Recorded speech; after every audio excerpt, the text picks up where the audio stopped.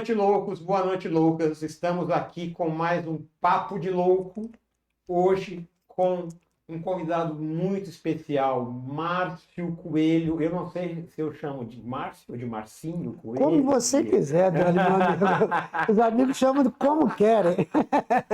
O Márcio Coelho é um cara interessantíssimo. Nós somos praticamente contemporâneos e apesar disso nós não tivemos uma relação muito próxima, né? Sim, verdade. Como amigos, assim, né? De conversar. Nossas histórias se distanciaram um pouco, né? Uhum. Mas eu, à distância, eu sempre acompanhei o seu trabalho, né? Desde o Tudo Cena Dela, que eu sempre admirei, né? Fala um pouco disso aí.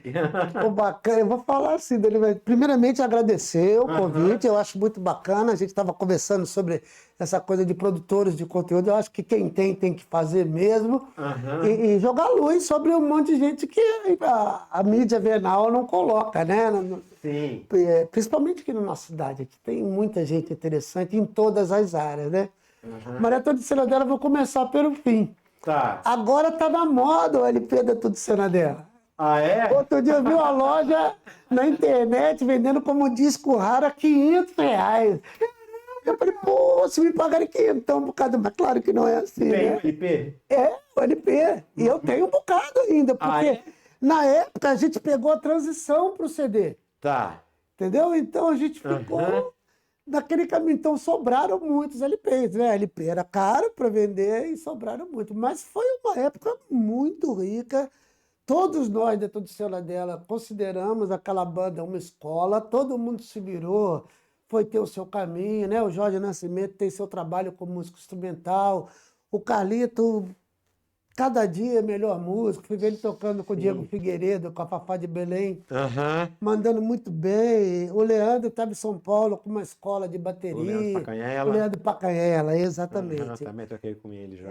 O Leandro, ele faz com um monte de gente bacana. Agora ele voltou, tá em Matão, tá morando em Matão. Voltou? Voltou. Que legal, cara. Eu não sabia. A gente tá até projetando algumas coisas dos velhinhos começaram a tocar junto de Matão novo. é pertinho. É pertinho, é isso que ele falou. Vem o final de semana, né? Trabalha, faz uma festinha à noite e dá tudo certo. A Ana Favareta, a gente continua trabalhando. O Perereco Fernando Pacchioni, né? Aquele monstro que todo mundo conhece. A parte que se afastou um pouquinho, mas quando ela se afastou da Tudo Cena Dela também, ela estava bem, ela estava fazendo back para João Paulo Daniel, né? Um trabalho na estrada. Então foi uma escola para todo mundo. A gente aprendeu a ser autoprodutor naquela época, quando não se falava em autoprodução, né?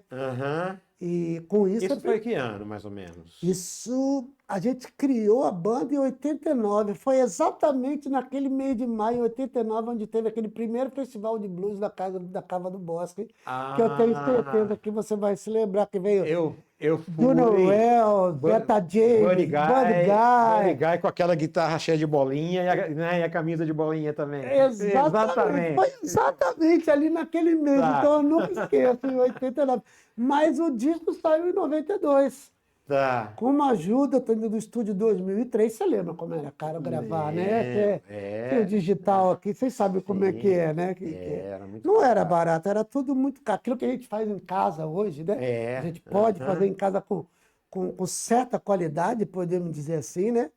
Ou dependendo do dinheiro de som, com altíssima qualidade, né? Sim, sim. Eu mesmo tenho meu estúdio casa, né? Também naquela época era muito difícil. A gente fez porque o estúdio de 2003 deixou a gente pagando aos pouquinhos. Do Zé Gustavo, né? Do Zé Gustavo, Do Zé Gustavo, exatamente. Do Zé Gustavo. Aí a gente conseguiu fazer, mas foi uma alegria. Aquilo lá deu...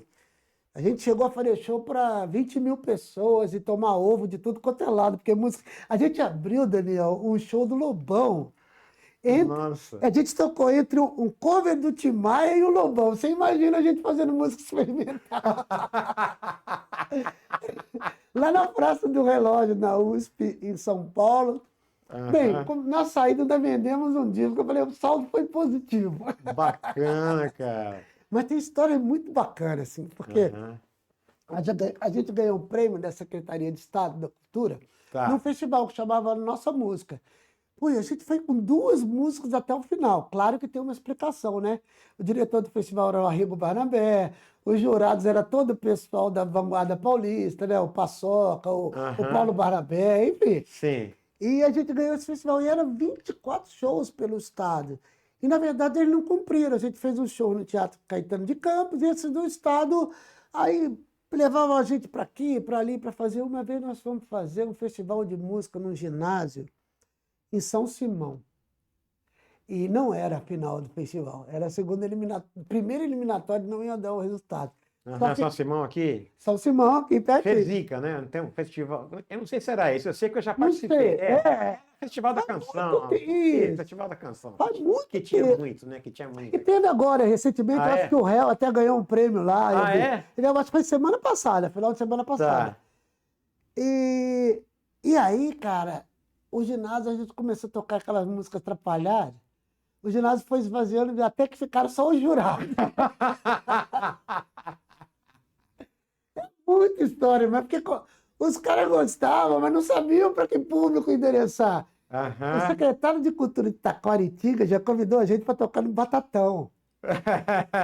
Você imagina, o Batatão, é porque é um trio elétrico roxo, por isso que eles chamam Batatão, para fazer o carnaval. E Aham. aquele povo ficou esperando o carnaval. O Aham. secretário de Cultura adorou, comprou disco, levou a gente para comer na casa dele, fez um puta Tá. de um jantar.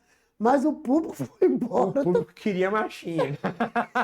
A gente passou um monte de coisa assim. Claro que passamos coisa boa também, mas é legal contar, né? É. As porradas que a gente toma também é bom a gente contar, né? Senão parece que a vida é só verdade. flores, né? E vamos agora então mais para atualidade, né? Você faz um trabalho com semiótica, né? E Semiótica na música. Explica isso para mim. Eu sou muito fascinado por esse tema, né? Eu sei mais ou menos o que é semiótica, mas explica para mim. a semiótica, eu trabalho. São 3 semióticas. A gente tem a semiótica estadunidense, a russa e a francesa. Tá, Que uma não conversa com a outra, não tem nada a ver no seu nome semiótica. tá, Então, eu trabalho com a semiótica francesa, que quem criou. E ela foi se especificando. Primeiro era uma semiótica do texto, da análise do discurso do ponto de vista semiótico. Então, assim, com o mesmo material teórico, você pode analisar uma receita de bolo, uma bula de remédio ou um romance. tá. Aí depois foi um filme, uma canção. Então, agora, não tem uma semiótica só, é a semiótica da canção, Tá. semiótica da dança, a da música, que não é da mesma da canção, que a música não tem letra. Então, eu me especializei na semiótica da canção. No E fundo, como que é o nome do... Acho que eu pus a foto aí. o Luiz Tati. Luiz Tati, que é o fundador do Grupo Rumo, Sim, da Vanguarda Paulista também, né? O Leandro Pacanhela tocou bastante com ele também, aqui, né? E Tati, nosso amigo esse, Tati. quando você me pediu para Aham, falar de influenciadores, para te passar alguns nomes, esse foi o primeiro cara que eu pensei. tá. Eu nunca fui fui um cara de cultuar ídolos. Claro que eu adoro um monte de gente, respeito. Mas se eu tenho que falar um cara que é meu ídolo, é esse cara. Eu acho ele hoje o maior letrista da música popular brasileira. Aham, Além dele ter criado aquele canto falado para a canção, e além de tudo, ele teorizou sobre isso. Então, a semiótica da canção, Dani, é você explicar com o mesmo material teórico, mostrar que a melodia fala a mesma coisa que a letra fala. E quando isso Tá. acontece, a canção é genial. É muito complicado explicar em pouquinho tempo, mas ele fez uma tipologia de canções, que é a canção passional, temática e figurativa. A passional alonga mais as vogais, Tá. as temáticas privilegiam os recortes consonantais e figurativos, deixa mais a voz que fala transparecer por detrás da voz que canta. Então, só para dar uma explicação rápida para quem está nos ouvindo, esses 3 elementos acontecem em todas as canções. Se tem o privilégio de um, a gente diz que a canção é temática. Tá. Se tem o privilégio de outro, é passional e é figurativo. O rap é o figurativo, que é a fala em si. Sim. Né? A fala Aham. aparece ali de cara. Mas A a gente... passional já tá meio que na cara, né? Que é aquela romântica. Não, aí não Nem tem a ver. sempre. Não, ela tem que ver Não. com o estado de alma, não com paixão de um para o outro. É quando Entendi. você sente falta, você alonga as vogais. Quando o sujeito tem o objeto, ele ataca mais as consoantes. Para dar um exemplo numa canção, que é um exemplo muito didático, quando você ouve assim, olha que coisa mais linda, mais cheia de graça, você vê bem pá, pá, pá, pá, os recortes consonantais. Ou seja, o sujeito da canção ele tá em conjunção, pelo menos visual, a distância com o objeto. E o objeto quem é? A garota, não no sentido de mulher objeto. É um termo teórico. O sujeito desejando o objeto está ali. Ele está vendo aquela garota bonita passar. Quando vai para a segunda parte, ela se torna passional, porque ele vê que ele está sozinho. Então ele alonga as vogais. Ah, porque estou tão sozinho. Ah, porque tudo é tão triste. Ah, e ele vai expandindo a tessitura. Que legal. Claro que isso eu estou dando um exemplo muito didático. Quando a gente vai fazer uma análise... Mas a gente sente, né? A gente sente aqui no coração a mudança Claro. da intenção. A gente né? chama a intenção. Você pega o samba antigo, você partiu, saudade me deixou, eu chorei, o nosso amor. Aí as vogais vão sendo alongadas porque o sujeito está em falta. Tá. Entendeu? É muito interessante, não é tão simples, né, como eu estou falando aqui. Eu, como também componho, eu nunca compus pensando nisso, mas se eu olhar as minhas músicas, é bem capaz que isso esteja presente lá, sem eu perceber. É bom que não pense. É bom que não É pense. bom que não Melhor pense. não pense. Porque o trabalho do cancionista eu receito, a gente sabe o que é isso, né? Eu, pelo menos, nunca fiz uma canção mediada pela partitura. Vou escrever essa melodia. Não, você pega o instrumento, o seu instrumento, né? Geralmente, o instrumento harmônico, o violão, o piano, né? Que você consiga fazer uma sequência harmônica. Aí analisar depois é legal. Tanto que o meu primeiro trabalho no mestrado, eu falei, não, eu tenho que analisar uma canção minha para ver se isso dá certo, né? Vai pensar na hora de fazer. Não. Várias vezes você resolve alguns probleminhas. Por que isso não está legal? Aí na teoria, claro que não está legal. Eu estou fazendo uma pergunta e está indo para baixo, e eu pergunto para você, Daniel, teu programa está legal. Ou eu pergunto, Daniel, teu programa está legal? Muda tudo. Eu faço uma pergunta porque eu deixo em suspensão e você vai resolver. Pô, Márcio, está muito legal. E isso acontece com as canções. Se você pegar assim e perguntar assim, você já foi à Bahia, nega? Não? Então vá. E quando você vai cantar, você já foi à Bahia, nega? Não? Então vá. Entendeu? Então, na verdade, a canção é a estabilização das entonações da fala. O que a gente faz é pegar a melodia da fala, que já tem uma melodia, e cantar sempre na mesma frequência, com o mesmo ritmo. Tá. Aí a fala vira canção. Essa é o resumo da teoria. Aquele disco do Chico, de alguns anos atrás, que fala que a canção acabou. Não é verdade, né? Ela está em crise, eu creio, não sei. Eu não sei qual que é a sua opinião sobre isso. Eu nunca vi um Chico falando sobre isso, mas o Luiz Tati me jogou numa furada entre aspas, né? Você soube do Luiz Tati, é muito legal, eu já fui algumas vezes, ele me mandou para o Itaú Cultural para falar exatamente sobre isso lá na Avenida Paulista. E eu pensei muito, mas um amigo que estava na plateia, não sei se você conheceu ele, o Mário Martinez. Não. Você conheceu? Ele é de Araraquara, mas ele morou aqui um tempo. Tá. Ele é poeta e é cancionista também. E aí ele comentando assim, falou assim, eu acho que o Chico falou isso, que é a maneira de se fazer canção como se fazia acabou. Pode ser, mas eu não... Para te falar bem a verdade, sendo bem sincero, eu não entendi o que o Chico quis dizer com isso. Alguma coisa ele quis dizer.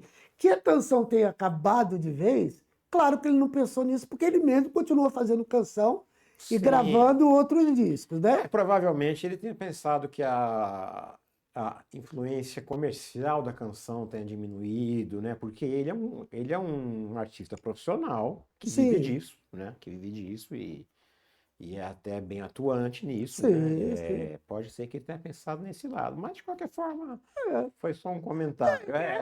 Pelo menos foi uma frase de efeito.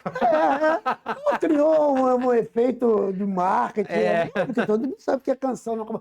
Eu aproveitei, quando eu fui falar, eu falei, já que eu vou estar em São Paulo, ali na Avenida Paulista, no Itaú Cultural, eu vou levar para o público que vai me ouvir um monte de gente que esse público não ouviu ainda. Aí eu tomei esse cuidado de levar amigos.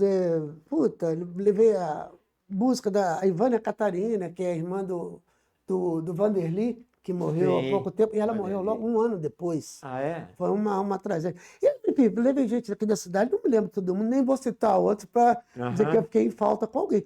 Porque eu conheço muita gente boa que compõe canção. Muita gente boa. Eu não concordo de jeito nenhum quando fala assim, acabou, a música tá uma porcaria. Nada, a gente estava comentando em off aqui que a molecada tá mandando muito bem e cada vez melhor, né? É verdade. Eu me assusto no Instagram, no TikTok, quando eu passo assim, uma molecada muita coisa manda. legal, Outro dia eu vi uma mina tocando baixo, velho. Ela pegou o improviso do saxofonista e ela ia fazendo junto. Eu falei, meu Deus do céu, uma molequinha que tem uns 25 anos, mandando muito bem. E você passa outra foto aí, Matheus, por favor. Vamos ver quem mais. Caetano Veloso. Não, passa outro, porque como nós já falamos um pouco de música. Essa aí merece. A Clementina. Clementina. Não que o Caetano não mereça. Não, mas nós já falamos de, exatamente. de algo parecido. Né? Sim, exatamente. A Clementina eu lembrei, porque quando eu fiz um livro de poesia, meu primeiro livro, com 2 parceiros, 2 amigos, que eu fiz jornalismo no Rio, eu não terminei a faculdade, mas fiz. E eu lembro que eu dediquei a ela, então quando você me pediu nomes, eu lembrei dela. Porque a primeira vez que eu subi num palco, eu tinha ganho um festival no Rio da Secretaria de Educação que chamava Os Jovens Diz o Samba. Você imagina, eu branquelo, do subúrbio do Rio, lá do Encantado Piedade, mas eu gostava de samba, eu fazia samba, né? E eu era aceito na comunidade negra por causa disso, que eu sabia tocar tamborim, surdo, pandeiro, cavaquinho. E aí eu estava ali no samba. E aí a secretária de Educação do Rio, que era o Festival me convidou para participar de um projeto que era o Palco Sob Rodas, que era um caminhão baú que abria e virava um palco itinerante, entendeu? Que legal. E aí foi o meu primeiro show, entre aspas, profissional. Eu tinha 15 anos, foi com a Clementina de Jesus, com o Exporta Samba e o Xangô da Mangueira. Eu era aquele molequinho magrelo, branco, cabeludo, com cara de surfista, mas pobre, que nunca teve uma prancha de surf na vida. E ela... Então mas era o show dela e o show seu, ou você Não, tocava eu com fazia ela? uma participação no show dela, do Xangô e do Exporta Samba, que era o que cantava na época, tinha estourado, consigo gritar, pega ladrão. Não... Sei. Você imagina, o show, então foi o primeiro autógrafo que eu dei, uma menininha, eu tinha 15, 16 anos, por aí. Que legal. E a Clementina me marcou muito, porque eu sempre gostei de partido alto. A voz da Clementina para o samba de partido alto e a do Monarco, da Portela, para mim são os dois. Entendeu? Eu gostava muito daquilo. E conforme eu fui ficando mais velho, me aprofundando no estudo da música popular, tudo aquilo foi me encantando mais. Né? E a Clementina, para quem não sabe, ela surgiu com 50 anos também.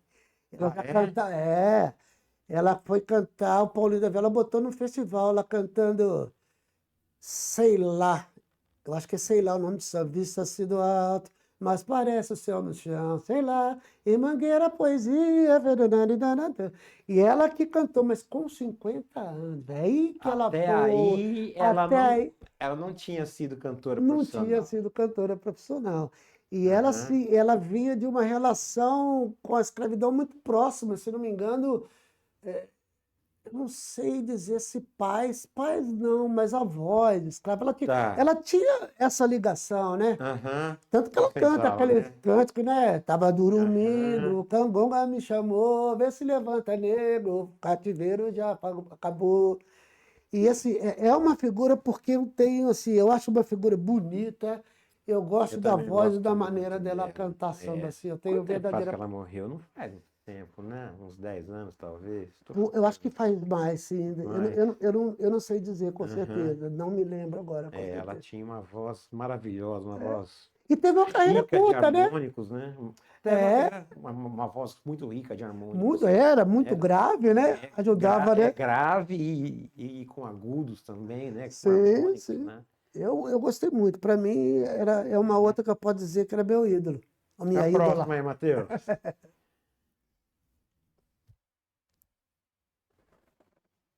Arnold Schoenberg. Schoenberg. Esse eu confesso que não conheço. esse cara, Dani, esse cara foi o cara que pegou o seguinte, ele pegou toda a obra do mundo, em especial do Beethoven, Tá, e falou assim, tonalismo é isso aqui.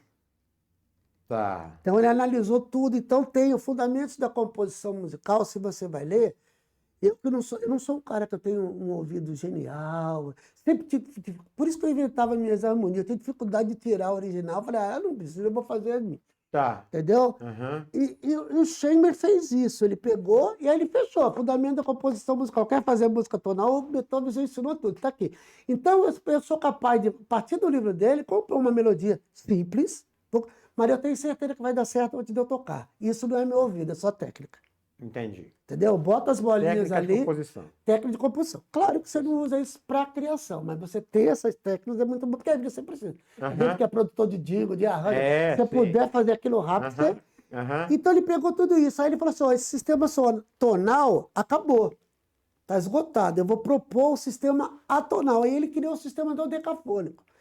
Que é, se você toca uma nota aqui, você só pode repetir essa nota depois que você passar pelas 12 notas. Nossa. E daí ele fez um quadrado, porque ele fazia assim. Primeiro você tinha que criar uma série dodecafônica, série de 12 sons. Aí você cria a série, toca e fica aquela doideira. Entendeu? Aí cria a série.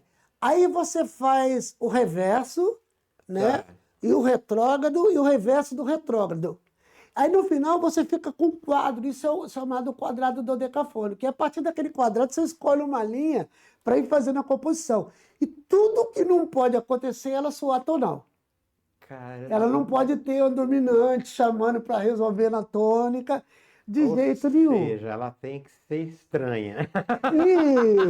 Não, e o pior é que tem coro para isso. Eu já vi um coro. Coro.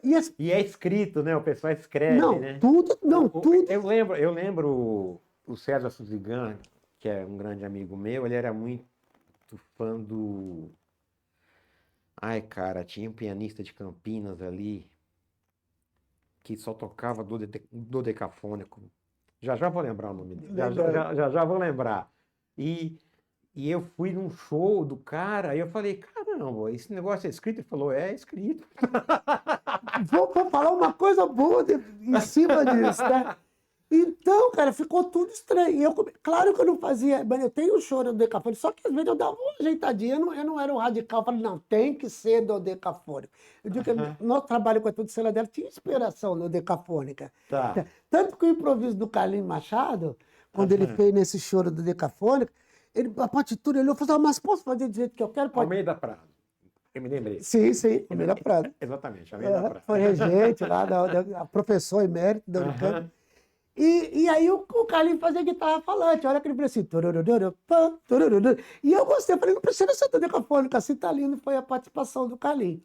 Mas o Olivier Messiaen foi um compositor que falou isso, porque depois teve o Alban Berg e o Anton Webern que deu sequência a isso. Então com o Anton Webern, além de ter a série melódica, tinha a série rítmica. Tá. Então você fazia as séries. Então assim, era uma coisa matematicamente falando o que se fazia, né? Então, como é que ficava aquele? Ficava... Aí o Messiaen falou assim, cara, vocês estão tendo esse trabalho todo, escrevendo tudo isso para parecer que uma criança sentou no piano e fez assim... que deve ter sido mais ou menos a sensação que você teve quando você... Exatamente. É mais ou menos como ver um quadro do Pollock, né? Parece que qualquer criança joga aquela tinta ali e fica aquilo ali, né? Exatamente. E aí... Enfim, mas a genialidade do cara, ele falou assim, vou propor uma coisa, não, eu vou estudar, lançar o livro Harmonia, que é um livro enorme, é dele, sobre harmonia tonal, um livro fantástico, entendeu? De música de concerto. Entender o tonal para criar o atonal. Entendeu? Ele falou, ponto, isso aqui, eu vou fazer uma proposta nova. Essa proposta vingou? Totalmente não. Mas, pô, se você vai escrever uma trilha e você... O Arrigo usa muito. Usou muito, o Arrigo usou muito. Ele não usou também, como ele não usou, tem que ser, né? Tem que ser, né? Não foi radical, porque se for radical ninguém entende nada. Né? Exatamente. A linguagem tem que ter repetição, a gente testa o tempo todo. Né? Por isso que a gente fala assim, entendeu? A gente não tem certeza. Quer dizer, eu tenho certeza do que eu estou falando, mas não tenho certeza se você está entendendo. Então eu tenho que repetir. Né? E é a linguagem da música que tem repetição. Parece que tem refrão, segunda parte. Sim. Não é? Os motivos. Tararana, pararana, tem que ter, senão não vira discurso. E, na verdade, explicando do ponto de vista semiótico, o objeto vai tão veloz que o sujeito não consegue captar. É verdade. Né? É verdade, é verdade. Você ouve uma melodia bacana, você liga o rádio, sei lá, o stream, você ouve uma coisa bacana. Se não voltar ali, você já esqueceu aquele tema que você ouviu 30 segundos antes. E aí, né? se não gravou, não tocou. Não tocou, exatamente. Não chegou onde tinha que chegar. Não chegou ao grande público, mas é um esforço, tanto que isso influenciou o mundo inteiro depois. Né? Mas eu sempre gostei dessas coisas estranhas. E a música do Decafônica está presente na música popular sem a gente perceber? Acho que não, né? Hoje em dia. Não, cara. Ó, eu vou te falar. O Arthur Campela era o contemporâneo meu no Rio, mas o Arthur acabou indo para música de concerto. Outro dia eu vi um concerto dele muito bacana para viola de orquestra, só aquela tocada deitadinha, como se fosse viola. Assim. Que legal. Então ele continuou experimentando assim. Tinha o Marcos Molina em São Paulo, a gente, que foi tudo cena dela, o Arrigo, né, que puxou tudo isso, que é nossa inspiração. Mas eu não sei de muita gente, não. Eu acho que não é isso, né? Não é isso, eu acho, né? Na música instrumental pode até rolar, mas na canção eu demorei um tempo, mas hoje eu entendi, depois dos estudos da semiótica, vamos fazer as coisas para o pessoal entender, né? Então o Zumbi fazia tanta coisa sofisticada e tudo simples pra caramba que tá aí no ouvido da gente até hoje, né? Esses dias eu conversei bastante com o Gama online e ele ganhou Grammy, né, esses tempos aí, né? E ele falou que as canções agora não tem mais introdução, não tem mais solo, porque o Spotify, assim, o cara tem que entrar cantando, que se tiver uma introdução de 5 segundos, o cara pula pra frente, aí se ele pulou pra frente, ele não ganhou dinheiro. Né? Dani, legal você ter falado isso, que eu estava falando com a Ana outro dia, fazendo aquele shortzinho para Instagram. Aí ela não entendeu, eu falei, não, ela não pode ter nada, não tem abertura, senão o cara não fica. Exatamente. E o solo também, se tiver solo, o cara muda também. É uma loucura isso. É uma loucura. Então a música tem 2 minutos, tudo bem ter 2 minutos, porque os Beatles também já tinham. Sim. Né? Eu acho que a música tem que ser mesmo... Não é que tem que ter, né? Mas a música, quando ela passou a mensagem, passou a mensagem. Exatamente. Né? Mas aquela época nossa que tinha toda aquela viagem, né? Toda aquela introdução, toda aquela... Dani, para te falar a verdade, eu acho que é muita informação, me cansa muito. Eu não conheço muita coisa de novidade que tem por aí, porque eu fico um pouco com preguiça. Porque é muita coisa, assim, e não é tudo que é bom. Não. Como o espaço tá para todo mundo, qualquer um... Né? Faz uma música de violão e põe no YouTube, tudo, tem muita porcaria. Ao mesmo tempo que eu te falei que eu vejo muita coisa boa passar, eu vejo muita porcaria passar. Eu vejo os caras dando aula de harmonia, que eu falo, outro dia eu até postei no Facebook, se eu tivesse paciência para fazer react, eu ia quebrar as pernas desse cara, porque os caras falam, ele aprendeu uma coisinha ali no livrinho, que ele já vai dar aula. Vai dar aula. Pô, eu fui um cara que estudei harmonia pra caramba, era um assunto que eu gostava, né, daquilo. Então eu vejo muito cara de pau. Passa outra aí, Matheus. Antes, quero fazer um comentário. Isso, deixa o Matheus falar um pouquinho também. O Matheus está aqui para falar também. Fazer um comentário sobre... O Matheus tem 21 anos. Que bom, é bom ter é bom a molecada vindo junto. Sim. Fazer um comentário a respeito também, porque ao mesmo instante que esse lance das músicas não terem introduções... atinge esse lance do Spotify, que se não tiver a gente não escuta e tudo mais. O último álbum que ganhou o álbum do ano, aquele lá que eu te falei do Harry Styles, você pegar todas as músicas, cara, todas as músicas têm introdução no início. Então um pouquinho que você foge do padrão, você já consegue destacar. Eu acho que é mais por tempos, assim, porque se juntar todo mundo agora e fizer música só com introdução e chegar alguém e começar a fazer só música direta assim... vai se destacar também. Eu acho que é mais por época esse lance. Ô, Matheus, como eu falei, assim, eu faço isso para botar o shortzinho no Instagram, tudo, mas eu jamais vou gravar uma música e falar, não vai ter. Se não tem introdução, porque eu acho que não tem que ter, tudo bem. Mas será que mas será que o Harry Styles não tem uma versão com a intro, que é a que você conhece, a versão do álbum, e não tem uma outra versão com menos intro? Bom, claro que o Harry Styles, ele é mainstream, né? Ele é mainstream, então por trás dele tem uma puta produção, que é o Simon, né? Que é do X Factor lá, o cara é fudido, então ele pode colocar música com introdução porque toca. Porque ele tem poder. Isso também, claro. Né? Claro, quem é conhecido, eu acho que não vai mexer nisso. Exatamente. Não tem como. Não tem a necessidade. Exatamente. Mas eu acho que você tá certo. Para chegar lá de cara. Eu vejo isso, cara, às vezes passa coisa, quando embaça muito, eu falo. Ontem mesmo eu estava vendo um rapaz que é parceiro de uma amiga minha lá de Sorocaba, ele botou um violão, o visual tá bacana, ele começou a fazer uma introdução de arpejado, eu falei, parei, eu pulei, eu falei, não, vou para outra. É natural, a gente vai... Agora, tem um perigo, a gente está fazendo leitura dinâmica também. Sim. A gente não lê mais uma matéria, bota ali, você quer saber qual o assunto, aí você corre o olho, eu tenho tomado tanto cuidado, que a hora que eu vou pro livro, eu vejo que eu não estou concentrando também, eu estou pulando. É verdade. Isso é um perigo que eu acho que a gente está correndo. Agora, eu tenho muita dificuldade, eu não ouço música no carro se alguém está comigo, eu não gosto de ouvir música em festa, eu ouço música como eu leio. Tá. Então, quando eu vou ouvir música, eu estou ouvindo música. Não que eu não tenha uma música, tem um churrasquinho em cá, tem. Mas não é onde eu curto mais música, entendeu? Eu gosto até de ir na casa dos outros que tocam as músicas diferentes que eu conheço, que eu não conhecia. Mas... Então, assim, para mim vai ser sempre uma audição concentrada. Eu vou me concentrar para ouvir. Mas você lê e ouve. Eu já não consigo. Não, ler e ouvir ao mesmo tempo? De jeito nenhum. Ou eu leio ou eu ouço. Eu também. Eu também não consigo. É difícil eu colocar. Eu sou mono, eu sou monaural.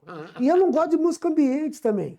Se eu tô no carro, você tá comigo, a gente tá conversando, eu boto uma música, nossa, o Carlito gosta. O Carlito ouve música o tempo inteiro. Onde ele tá? Ele chega em casa, ele já bota música, tá na casa dele, ele bota música, ele pega instrumento para tocar, eu já não sou... Eu tenho um lance que eu já nasci com uma rádio dentro da minha cabeça, então aqui nunca para de tocar música. Nem se eu quiser.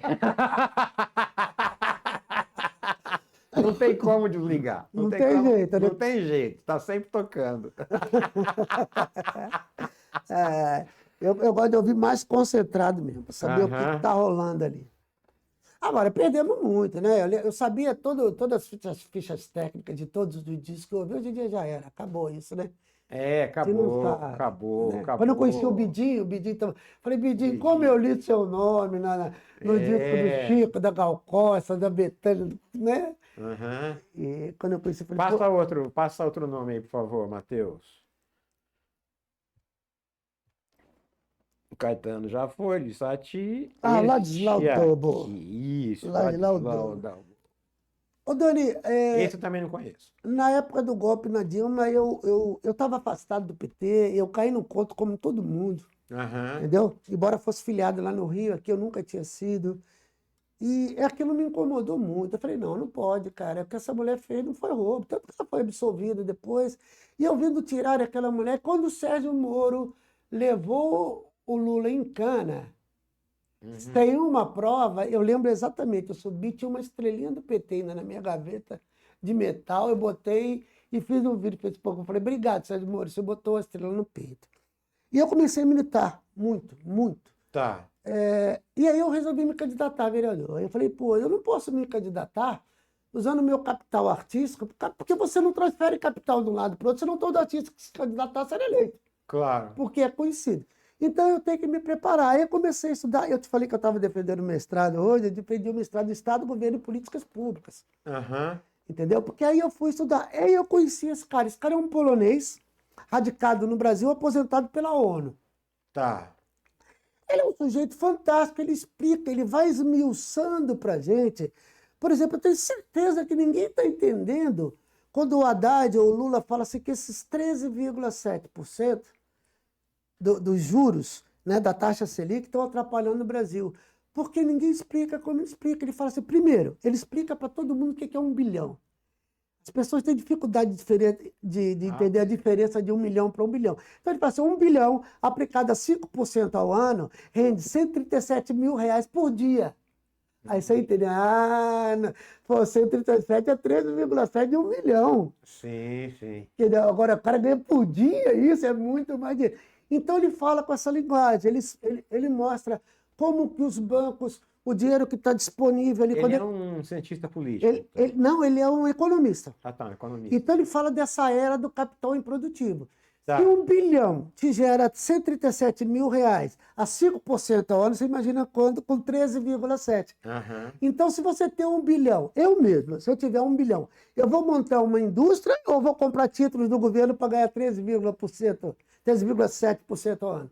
Claro que eu vou fazer isso. Por isso que ele chama a era do capital improdutivo. Que as pessoas bilionárias não estão investindo mais em produção. Sim. Só no rentismo. Você compra título do governo e ganha dinheiro garantido, porque o governo nunca vai deixar de pagar. Uhum. Então, eu me apaixonei por esse cara. Ele tem um pouco de sotaque, mas assim, eu faço o curso dele de economia, ele tem cursinhos assim de aula de 10 minutos, sabe essas coisas que facilitam a vida? E sem falar naquela linguagem pesada, porque eu me toquei que economia não é ciência exata. Ela é ciência social. Tem uma parte que você faz conta, mas o que é um bom economista, um bom menino da fazenda? É aquele que faz todo mundo ganhar. Tira quem está na miséria da miséria, quem quer investir em produção investe também e dá trabalho, eu entendo por aí. Entendeu? Então, eu me apaixonei por esse cara porque ele facilitou o meu entendimento de economia. Hoje eu converso com amigos economistas, estudantes de economia, muito por causa dele, que eu me apaixonei por isso. Então, não sou nenhum estudante que me aprofundo na economia, não, mas se todo mundo entendesse a superficialidade da coisa, o Roberto Campos Neto não seria o presidente do Banco Central. Entendeu? Sim, porque já é uma anomalia ter essa independência que foi no governo Bolsonaro. Quer dizer, como é que fica independente? O Haddad está fazendo umas coisas por aqui, aí o cara lá é bolsominion e ele joga a favor. Ele estava até outro dia no grupo dos ministros do Bolsonaro. Sim. Quer dizer, então fica um cara que está cuidando para a política monetária do país jogando contra o governo. Isso, se ele não for impeachmentado, ele tem mandato até 2015. Só sai em 2015. Eu acho que agora ninguém está aguentando mais. Ou baixa esse juro, eu vou tirar ele. Não, porque o país está melhorando. Não, pera, é 2025, 2015. Desculpa, eu falei errado. Tá certo, tá certo. Tá certo. É 23, 24 ele tem, aí em 25 ele sai, mas tomara que não, hein? Tomara que não. Mas... Pois é, cara, essa história de economia e juro e capitalismo, o capitalismo ganhou, essa que é a merda, né? E não tem muito que a gente fazer para contra-atacar, a não ser fazer isso, falar. Né? Mas eu acho que ele está em crise, está entrando em colapso capitalismo. Daqui a pouco vão entender, não é possível isso, cara. Não, uma hora ele vai... Vai. Uma hora ele vai colapsar. Vai colapsar, não tem jeito. Mas eu ouço falar isso desde 80. Né? Desde as minhas primeiras aulas de sociologia lá na faculdade, que eu já ouvia que ele ia colapsar, e até agora ainda não. Mas eu acho que é um processo demorado mesmo. É um processo de consciência. As pessoas na hoje falam, não quero saber de economia, não quero saber de política. Aí... Quem é ruim da política, deita e rola em cima disso. Você não quer saber? É aí que eu vou deitar e rolar. E aí a gente vai fazendo tudo por trás. E a TV, né? A TV comercial não mostra. Infelizmente, você não vê uma entrevista do Ladilau, você não vê uma entrevista do Eduardo Moreira, que era um dos sócios do BTG, hoje ele tem o ICL nas redes do YouTube. Ele faz sem propaganda, ele era um banqueiro. E aí ele sofreu um acidente com cavalo, foi aprender a domar cavalo, aí ele mudou a cabeça lá nos Estados Unidos, aí ele voltou. Foi morar com os Guarani Caiová, foi morar num acampamento do MST, aí a cabeça dele mudou. Esse cara não é mais o cara lá do mercado. E o mais legal é que ele vai entregando toda a sacanagem. Não é mais o banqueiro. Não é mais o ex-banqueiro que mudou de lado. Exatamente, ele mudou de lado.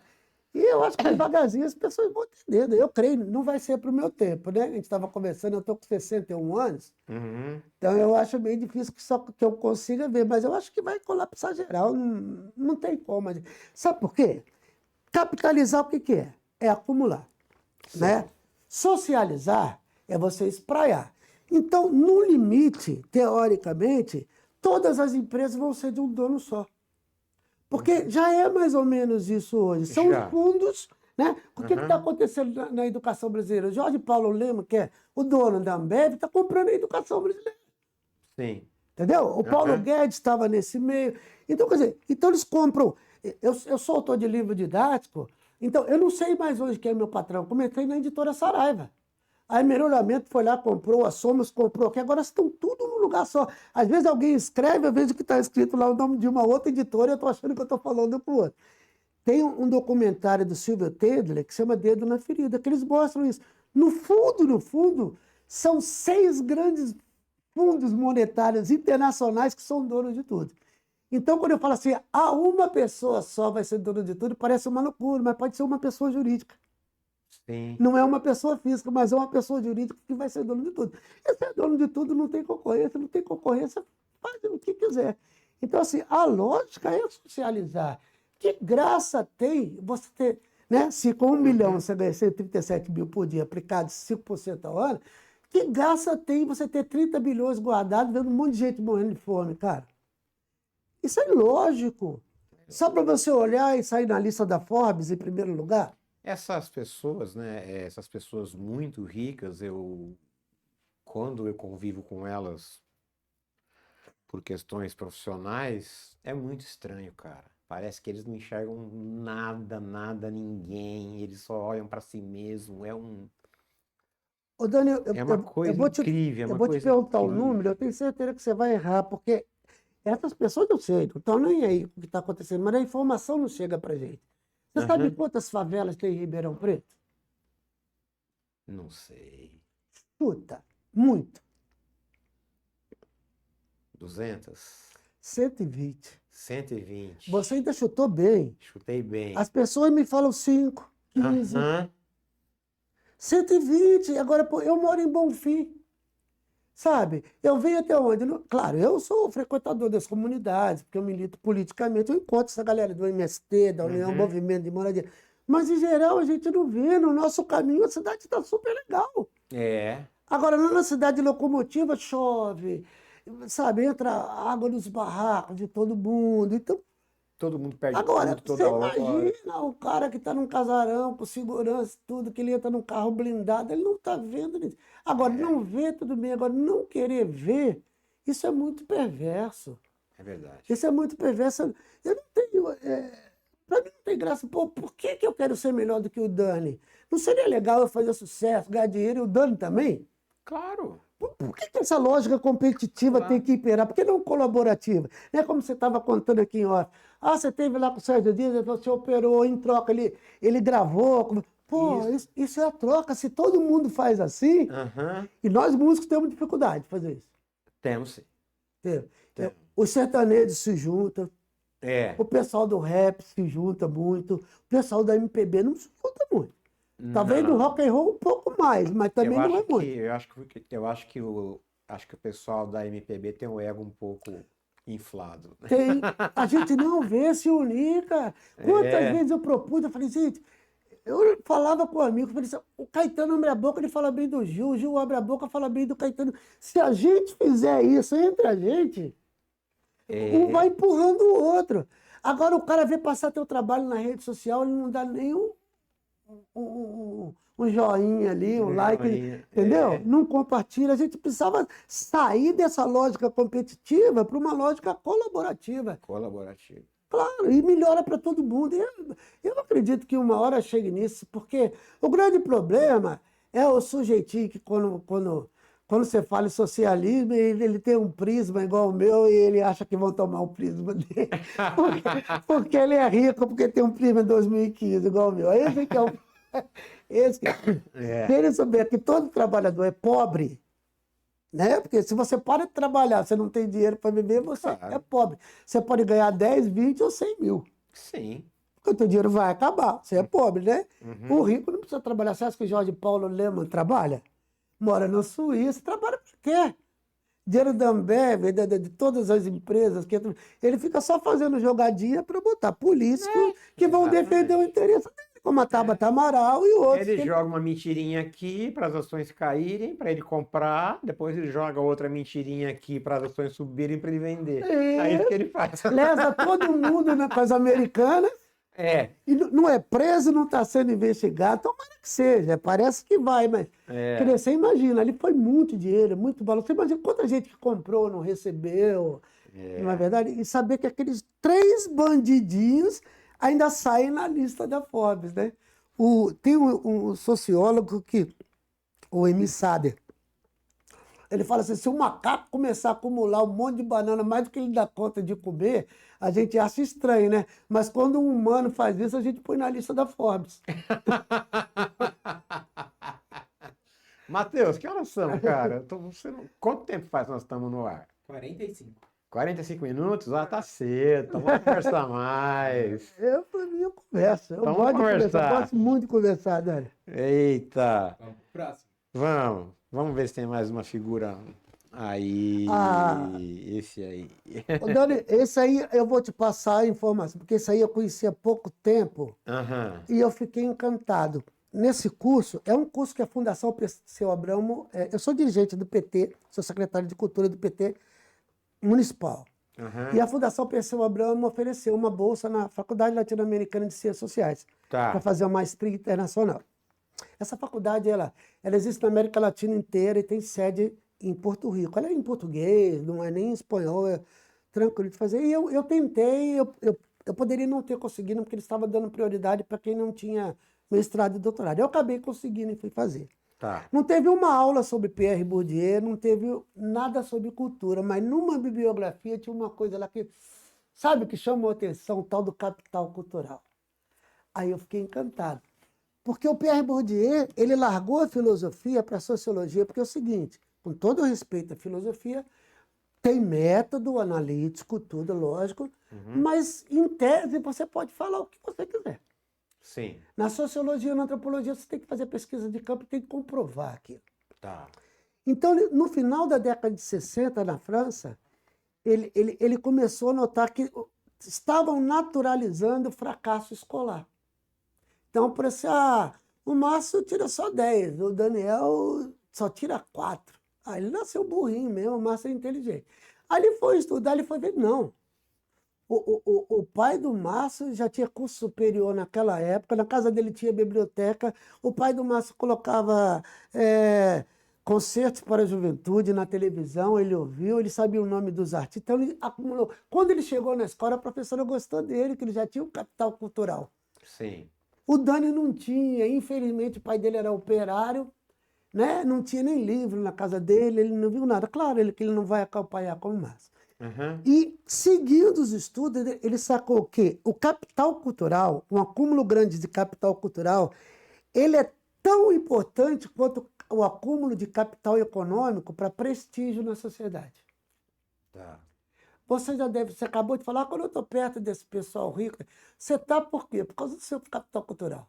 Aham, Você não ia chegar ali, vem aqui comer um churrasco. se Não, não você tiver, vai então trampar, ou porque você toca, porque você sabe fazer alguma coisa na área da cultura. aham, Né? E aí a gente vai ser respeitado e vai ter um espaço maior dentro dessa burguesia. E aí eu fui estudar os meninos do programa Ribeirão Criança, com o qual eu trabalhei. Eu fiz, né, na época do Ribeirão Criança, 2001 a 2004, eu coordenei a área de música. Então tinha um projeto Toque da Lata, que eram os meninos tocando, que eu tinha um gerente para cada projeto. O Deva era o gerente desse. Criei 6 bandas marciais, o Zé Gustavo cuidava. Fiz um coral com 2.000 crianças de 6 anos, cantando ao mesmo tempo. Aí eram os meninos. Então foi tudo isso. Aí eu tô vendo esses meninos nas redes sociais, esses meninos. Eu falei, bem, é com isso que eu vou trabalhar. Dani, eu chorei hoje na defesa e todas as entrevistas eu terminei chorando. Um menino que ajudava o pai a limpar a piscina, outro dia estava regendo a Orquestra Sinfônica de Ribeirão Preto. O Agrício Costa, do Samba do Pilhão, aham. passou no programa Ribeirão Criança, no Toque da Lata. A Daiane hoje é professora de arte, faz murais em parede. E o Oswaldo é luthier de instrumentos de percussão. Todos eles fazendo faculdade. Todos eles com uma renda de classe média, assim, acima dos 75% da população brasileira. Aham. Entendeu? E aí isso me encantou nesse cara, que ele vai explicando. Ele não é profético, ele não diz o que a gente tem que fazer, ele analisa a sociedade. Sim. Aquela coisa do Marx, a burguesia e o proletariado são dois campos, mas tem vários retalhos da sociedade. Por exemplo, a gente vive num campo artístico que pode ser recortado pelo campo musical, e no campo musical, eu estou no campo da MPB, você pode estar no campo do rock and roll, você está entendendo? Aham. Então vai ficando mais fácil para a gente analisar. Esse campo, todo campo tem um troféu, tem vários troféus, entendeu? Tá. Um quer vender 20 milhões de cópias, o outro quer só ser reconhecido pelo trabalho que ele faz bacana no bar, tocando, ele está satisfeito. Então a gente briga. Então, nesse campo tem dominantes e dominados. Tá. Tá? O dominado quer conservar e o Aham. dominante quer subverter a ordem. Tá. Então, as ideias desse cara são conceitos assim, como ilúzio. Ele fala assim, mas esse jogo só faz sentido para quem está naquele campo. Você imagina quanta gente você já deve ter ouvido e falar assim, por que graça tem 22 homens correndo atrás de uma bola? Eu mesmo falo isso. O cara que não gosta de futebol. Ah. Eu não estou como, mas tem um cara que é o seguinte, ele vai todo final de semana no campo ver o jogo. É. Então, assim, o iluso não é ilusão, é a crença naquele jogo, é a crença naquele campo. Aham. Entendeu? E que você não quebra aquela regra. Ninguém. São regras que já estão. Ninguém discute assim, pô, mas por que tem que ser mais gols para o cara ganhar o jogo? Isso não se discute, isso aí está ali, está dado. Aham. Porque nós cremos. Mas a gente pode subverter isso. Que era o que a gente estava falando assim, o capitalismo está em colapso? Não está. Só que tem aquele que vai falar assim, tá, eu quero conservar porque eu escolhi o trampinho classe média aqui, funcionário público, vou ficar até o final, não vou me meter nisso. O cara que está ferrado, ele vai falar, não, vamos lutar, vamos entrar num partido de esquerda, vamos reverter, vamos subverter essa ordem para a gente ter pelo menos um estado de bem-estar social para todo mundo. Aham. Então esse é o Pierre Dias, foi o cara que me encantou com essas ideias, entendeu? Aham. E como eu ia ser candidato, eu queria entender. Por isso que eu fiz mestrado de Estado, Tá. Governo e Políticas Públicas. Hoje eu entendo que aquela política pública do programa Ribeirão Criança foi importante, mudou a vida. Quer dizer, eu entrevistei 4 só, para ter uma ideia. Mas ali é uma amostra que você tem. O que aconteceu com todo mundo? Claro. Você imagina, eu perguntava aos meninos, o que vocês estão ouvindo? Beethoven, eu ouço Brahms, eu ouço Moacir Santos, eu ouço Tico Ães. Se não tivesse. Eu lembro que uma vez eu peguei os meninos e botei 10 sambas para eles ouvirem. Os meninos do Toque da Lata. Ouviram outro. Aí outro dia a Grícia me falou assim, porra, mas sabe aqueles 10 sambas? Outro dia eu me toquei, os 10 estão no meu repertório agora. Eu canto os 10. E não era samba, sabe, muito comum. Eu achava assim, Tá. samba tradicional, mais sofisticado, né? Aham. Paulinho da Viola, o Chico, Monarca, umas coisas assim. Então, você poder mudar a vida dos outros por meio do capital cultural é muito interessante.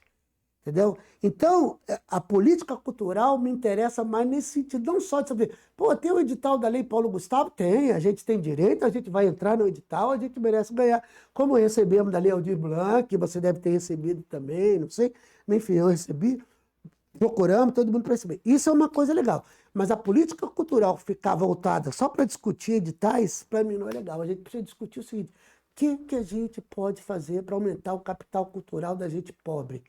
Porque em dando prestígio, você aumenta o que a gente chama de network, o Pierre Bourdieu chama de capital social. Capital social. Tá. Não, o que é o capital social?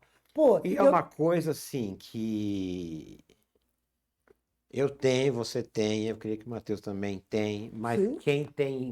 quem não tem, né, cara? Quem nasce num lugar muito desfavorecido, não tem. Não tem como, não tem como ter nunca ouvido uma música Isso. rica, não tem como nunca ter pego num E livro. outra não tem coisa, como- Dani, você tem. tem que E os dominar. seus pais também não sabem isso também, então eles não têm como passar isso para você. Isso. Né? Ou às vezes nem Exatamente. tem Você não pais, vai tudo, né? Você não vai ter. Entendeu? Uhum. Aí você fica desprestigiado. Você chega numa rodinha, tá todo mundo falando aqui. Você já fica calado, porque você não entende.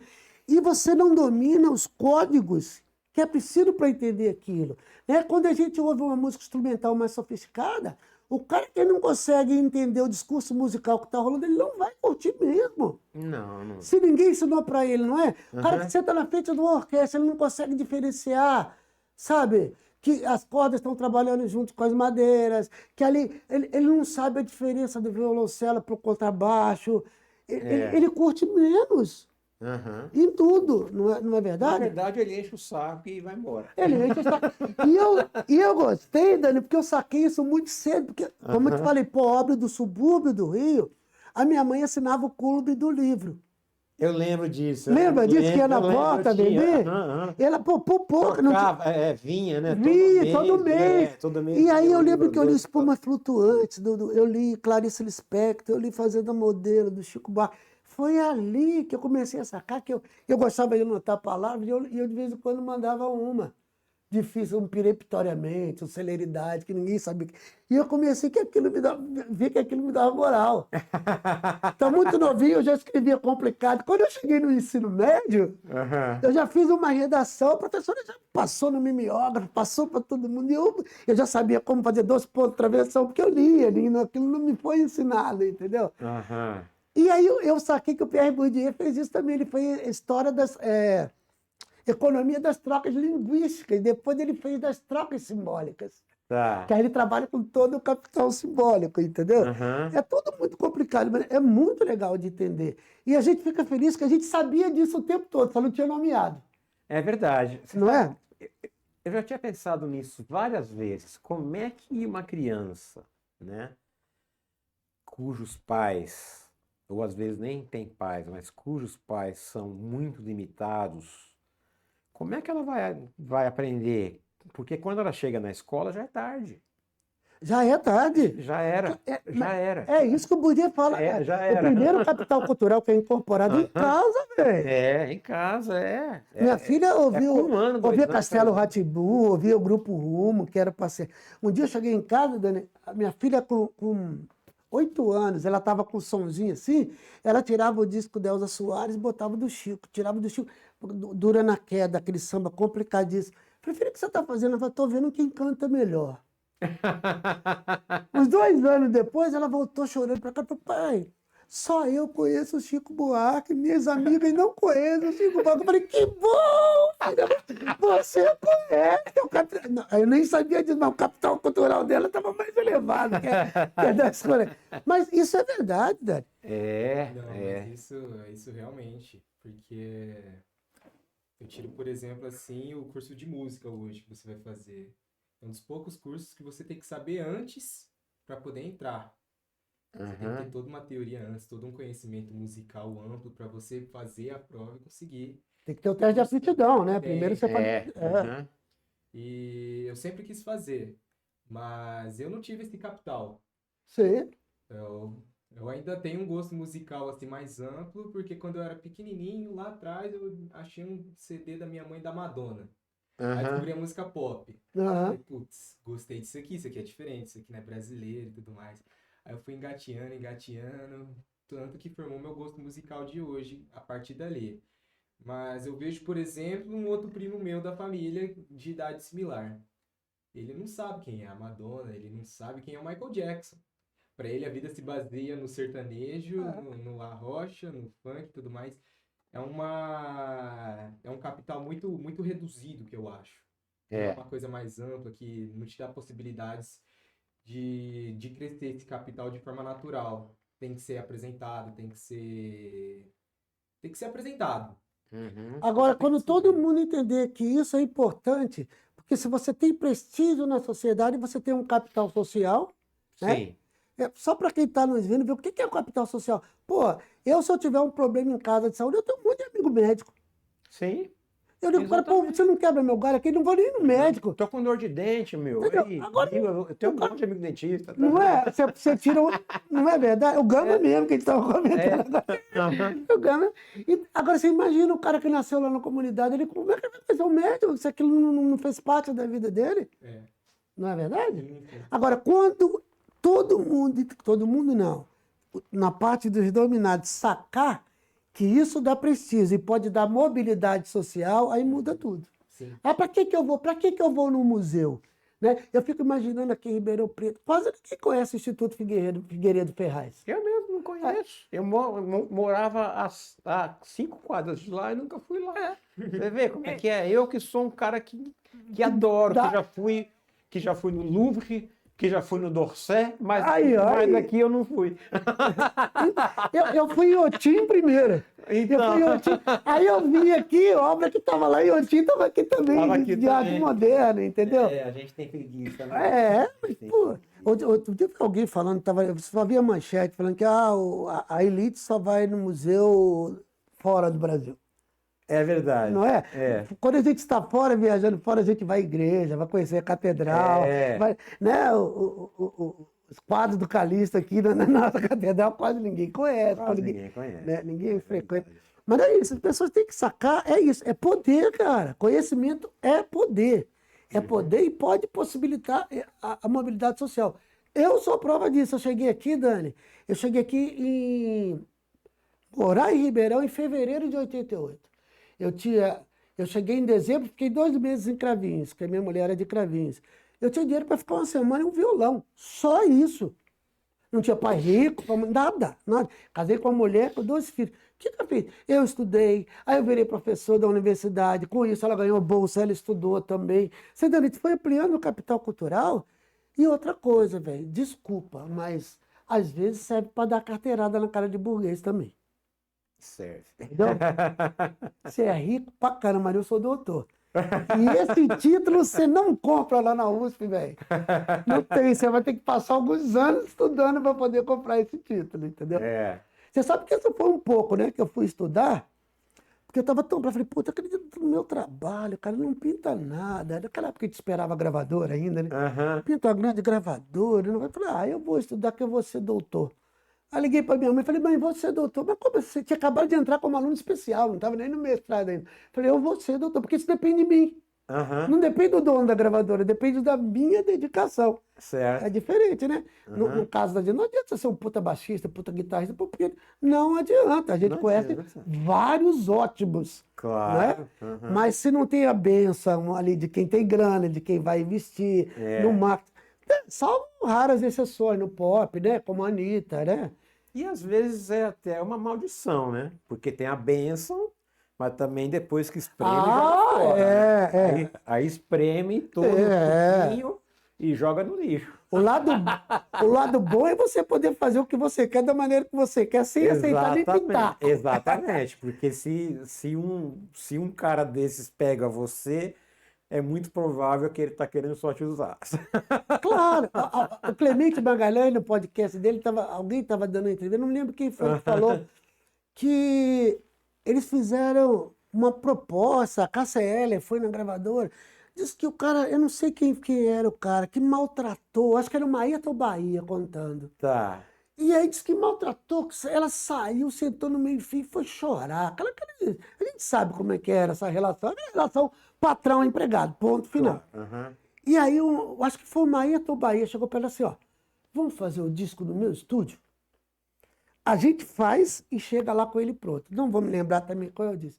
Chegou com o disco pronto, os caras compraram o disco, pá, estourou, e aí pinta aquela coisa genial que era a Cássia Eller, né? Quer dizer, primeiro pisaram, maltrataram a menina, né? Foi lá, achou, isso é horrível, né? Hoje em dia ficou mais fácil, às vezes a pessoa toca... Eu já vi alguns jovens surgirem assim, né? Tem um menino que chama Tuca alguma coisa, esqueci. Eu vi um menino tocando, um menino bonito, tocando piano, sabe? Uma coisa meio pop. Eu falei, cara, esse menino vai pintar. A música dele entra muito fácil. Ele canta bem, ele é bonito e ele toca o piano direito. Não deu outra, o menino já está fazendo shows aí por cidade. Quer dizer, ele não passou por uma gravadora, não precisou disso. Infelizmente não estava disponível isso na nossa época, né, Dani? Agora a gente tem que aprender de novo para tentar de novo. Agora a gente isso que nós estamos fazendo, de certa forma, né? E tem que se reinventar. Márcio, Que delícia de papo, cara. Nós vamos encerrar, porque eu já estou um pouco cansado e eu creio que até o público também já está um pouco cansado. Mas que maravilha. Puxa, eu adorei, Dani. Foi Que uma, troca ó, de conhecimento. tudo que a gente não conversou a vida inteira, a gente conversou. Exatamente. A gente se conheceu melhor. E o Papo de Louco está só começando, gente. Tá? O Papo de Louco está só no início. Teremos muita gente interessante. A gente é louco, mas não é burro, né? Não. Nós somos loucos em outro nível. É. Em outro nível. Nós somos